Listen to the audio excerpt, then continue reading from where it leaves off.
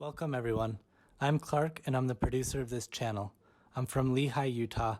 I started Study My Gospel to provide another resource of online gospel learning. I partner with professional gospel instructors for our various series, including Come Follow Me, Gospel Topics, and more to come.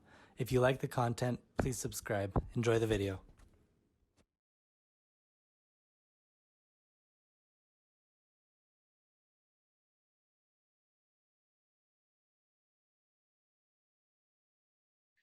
Hello, everybody. My name's Casey, and I want to talk to you about a topic that's really dear to me and was important to the early Latter-day Saints and is critical in understanding their worldview and the way that they saw things. And that is this question: what is Zion? And what exactly does Zion mean? A few years ago, a scholar did a survey of early Latter-day Saint literature and found that the passages in the Book of Mormon that were used most commonly were 3 Nephi 22 and Ether 13. Now, even if you're really familiar with the Book of Mormon, you might not know what those passages talk about off the top of your head. But in 3 Nephi 22, the Savior speaks to the Nephites and talks about a city that will be built on the American continent. In Ether 13, Moroni prophesies that a new Jerusalem, not the old Jerusalem, which will be built on the American continent and become the headquarters of the saints. And this is what the early Latter-day Saints were really, really kind of obsessed about. This is what they read the Book of Mormon and sort of looked forward to the most, was the creation of this ideal city, this city that would eventually allow them to connect with God.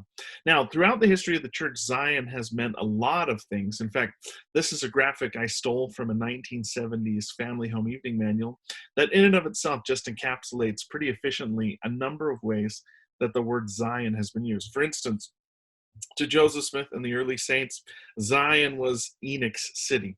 Enoch builds this city. It's revealed when the book of Moses is given to Joseph Smith that eventually ascends up into heaven. At the same time, too, a little bit later on, it's revealed that Zion is a city that the saints are going to build, and the location is in the western part of the state of Missouri, on the western frontier of the United States.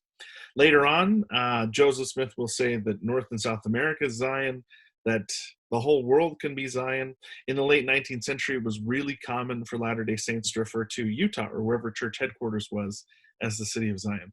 Outside the church, when the term Zion is usually used, it's usually Zion or Zionism, which refers to the return of Jewish people to the homeland of Palestine, to the state of Israel.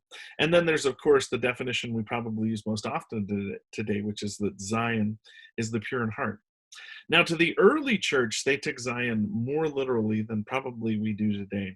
In fact, one of the things that sparks one of the very first organized missions of the church is a question of where the location of Zion is. If you go to the Doctrine and Covenants and look in section 28 of the Doctrine and Covenants, Hiram Page, who's one of the 8 witnesses of the Book of Mormon, has his own cedar stone and starts to receive revelations. These revelations don't come from God, but they do reflect in a lot of ways what the early saints were thinking about and longing for. And one of the things that's mentioned is that the revelation said something about the location of the city of Zion. Now, in counter to that, when the Lord tells them that Hiram Page's revelations are false, in section 28, he also gives them their first clue as to where the city of Zion will be located. He tells them that it will be on the borders by the Lamanites, which means the western frontier. So Oliver Cowdery is commanded to take a mission and leave from upstate New York and travel across the United States. Along the way, they stop in Kirtland and convert Sidney Rigdon, a large congregation there. Then they travel all the way through across the state and end up in Independence, Missouri. When they get there, they try to teach the Lamanites, the Native Americans that are living across the border in unorganized Indian territory, but they're quickly removed by government officials who don't like these rabble-rousers going over and teaching the Native Americans that they have a divine purpose and destiny. In the meantime, Joseph Smith relocates to Kirtland, Ohio, where a large group of saints have now been gathered, converted by these first missionaries led by Oliver Cowdery that came through. When he gets there, he's told that the next conference he's supposed to hold will be held in Independence, Missouri, and at that time, the Lord will reveal the location of the city of Zion. Joseph Smith travels to Independence that summer, the summer of 1831, and when he gets there, he receives section 57 of the Doctrine and Covenants, which explains the location of the city of Zion. And if we were to go there and find the exact place that Joseph Smith specified as the location of the city of Zion, this is what it would look like today. This is a panoramic picture that I took while I was visiting Independence, Missouri. And as you look around this, you're going to notice a couple things. First of all, probably the most prominent structure is this large spiral-shaped building right here. This is the temple built by the Community of Christ. Most of these structures are Community of Christ. For instance, this is the Community of Christ Tabernacle, where they hold a lot of their large meetings, their World Conference. This is the Old Stone Church, which was kind of the first Community of Christ building built in Independence. This is the Church of Christ, and formerly known as the Temple Lot Church, and they actually own this grassy area right here that you see in front of you, which is the spot where the temple lot is supposed to be. And then if you even looked really, really carefully over here, you would see the Latter-day Saint Visitor Center, because the Church of Jesus Christ of Latter-day Saints owns a significant portion of the temple lot that Joseph Smith designates during this time. In fact, let's do something a little bit different. This is some drone footage of what it would look like to fly over the temple lot as it exists today. This was taken just a year or two ago in 2019. And you can see, again, in the center, the most prominent structure is the Community of Christ Temple, this beautiful spiral-bound building that's built in part of the temple lot. But not the whole temple lot is taken up by the temple. It's actually much more complicated than that. Behind it, you can see this is a view from the top of the spiral of the Community of Christ Temple. This temple serves as their headquarters, their archives. You can even see a couple other things, like that little tiny square building off to the side of the temple is our visitor center. If you go down the road a little bit further, you can see a stake center. Then you can see the Temple Lot Church with their lot. You can see the old stone church and the auditorium. This is what it looks like to kind of zoom over Independence and get a view of the plot that Joseph Smith purchased. In fact, let's specify a couple things just so everything's clear. Here's the Community of Christ Temple. Here is the Latter-day Saint Visitor Center. Latter-day Saints, or the Church of Jesus Christ of Latter-day Saints, also owns this entire portion of the temple lot. This portion is owned by Community of Christ. This portion is owned by the Church of Christ, or the temple lot. And then there's different churches around here. One of the interesting things about Independence is that there are around 36 different churches there that believe in the Book of Mormon and the early restoration to varying degrees of adherence, because they are tied back to the Restoration movement or broken off from Community of Christ more recently or a long time ago, or broken off from the Church of Jesus Christ of Latter-day Saints. These churches range in size from Community of Christ, which has around 200,000 to 150,000 members, to the Cutlerite Church, which is located down the road from the temple lot, which has currently 8 members.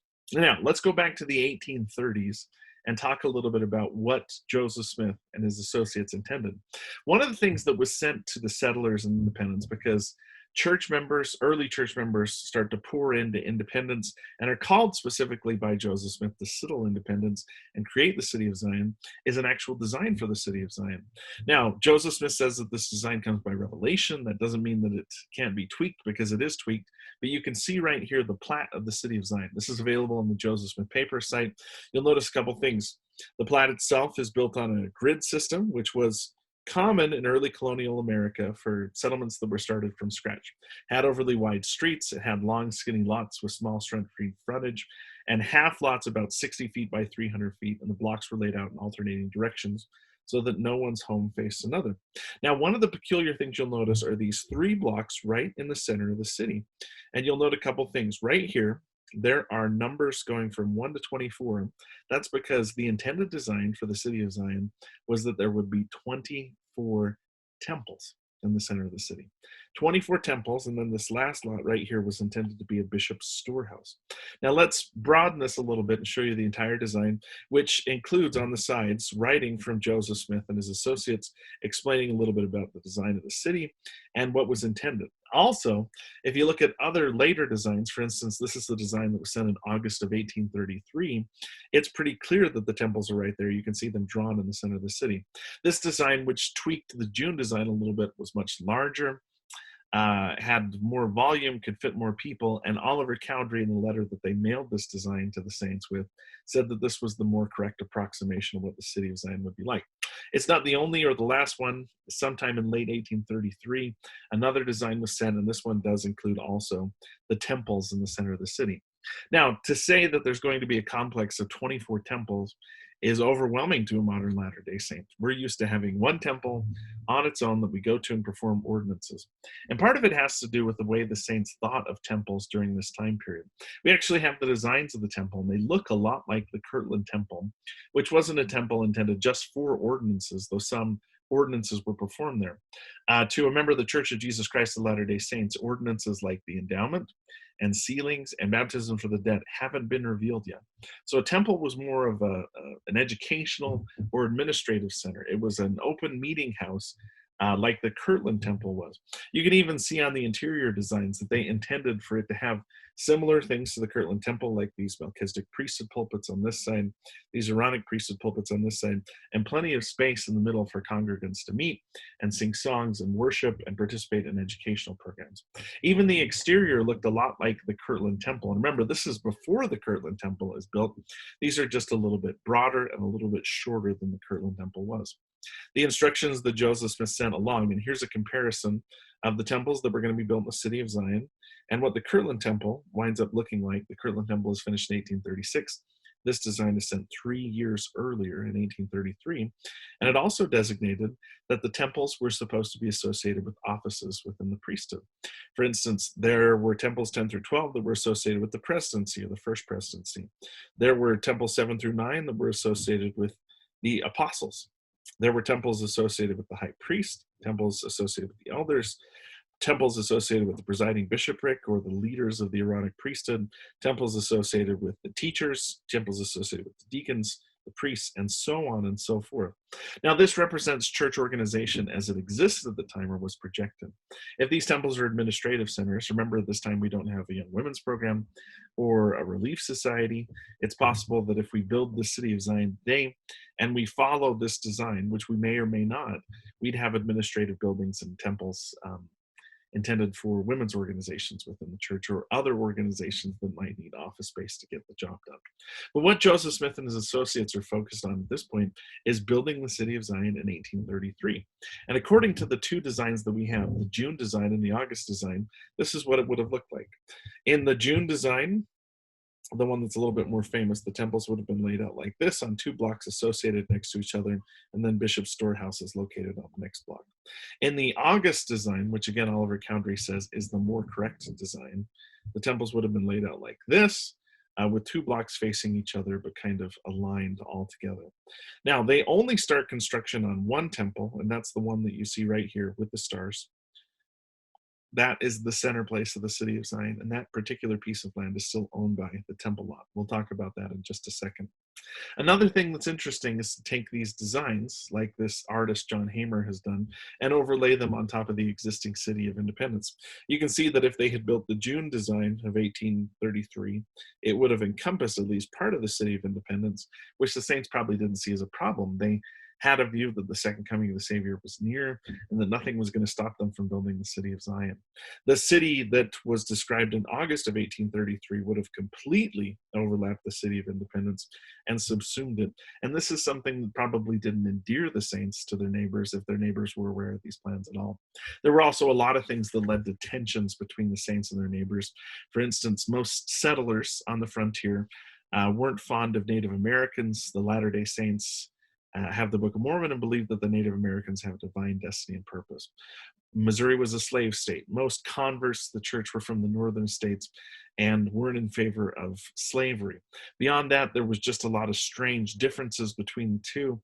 And within a matter of several years, major persecutions had risen up, and the Saints are ejected from Jackson County and forced to move to Clay County, then eventually relocate to Caldwell County, where they build Far West and make plans to build 2 more temples.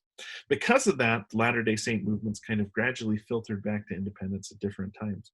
The Church of Jesus Christ of Latter-day Saints didn't have a strong presence in Independence until the 20th century. And by the time we got there, significant portions of the temple lot had already been purchased by other splinter sects. For instance, this is the same view that I showed you, but the views that you see right here in green are the parts of the temple lot that are owned by Community of Christ. Right here is where their temple is located. Right here is where their auditorium is located. This particular area right here is where the Church of Christ commonly called the Church of the Temple Lot, owns its property, and this little X is where the first temple would have been built. Now, there is a significant portion of the temple lot that's also owned by the Church of Jesus Christ of Latter-day Saints. That's this pink area over here, or if you look on the second map, this area right here. So we do own a significant portion of the temple lot and have taken great care to make sure that our part of the temple lot is well maintained and that we also have great relationships with our neighbors on the temple lot and these other restoration movements. Now, just to give you kind of a particular idea, the temple that they did start building in 1833, because they really only started construction on one temple, is on this spot, which is owned by the temple lot. The Temple Lot Church, the Church of Christ, often will go out and make the footings of the temple. They believe that the temple is going to be built. They even attempted to build a temple in the 1930s, but the economic downturn of the Great Depression forced them to stop construction. Eventually, the City of Independence asked them to fill in the temple lot. They put a nice lawn over top of it, and that's where the situation stands today. Down the street, you'll see the beautiful Latter-day Saint Visitor Center, where you can go and learn a little bit more about independence and what the Lord has taught about independence. In fact, there's been some really interesting developments in the last few years concerning this particular spot of land. For instance, the Community of Christ Temple has been there for quite a while, since the early 1990s. In 2014, the Kansas City Temple was dedicated about a 15-minute drive away from the temple lot in Independence. A lot of people have speculated as to if the Kansas City Temple replaces the temple in Independence. It doesn't follow the same design, doesn't really have to, but the most important thing would be the church leaders haven't said that it replaces the temple in Independence. It's a temple for the Latter-day Saints that live in the Kansas City area, and they haven't said anything more or less than that. It's just wonderful to think that there's a temple in the area and that the saints have the opportunity to receive the ordinances. We don't know necessarily if this is a sign of the times or the apocalypse or anything like that. It's just wonderful the temple has come back to Missouri and is in proximity, relatively close to the city or the spot where the city is supposed to be built. Now, the question remains, and is sometimes the subject of folklore among Latter-day Saints, are we going to return to Missouri, and do we have to build the city before the second coming? Well, if you review the scriptures, it's a major item of prophecy in the Book of Mormon and in the Doctrine and Covenants. Even after the saints were ejected from Missouri, the Lord felt very strongly that they would still return. In fact, in section 101, the Lord said this: Zion shall not be moved out of her place, notwithstanding her children are scattered. They that remain and are pure in heart shall return and come to their inheritances, they and their children, with songs of everlasting joy, to build up the waste places of Zion, and all these things that the prophets might be fulfilled.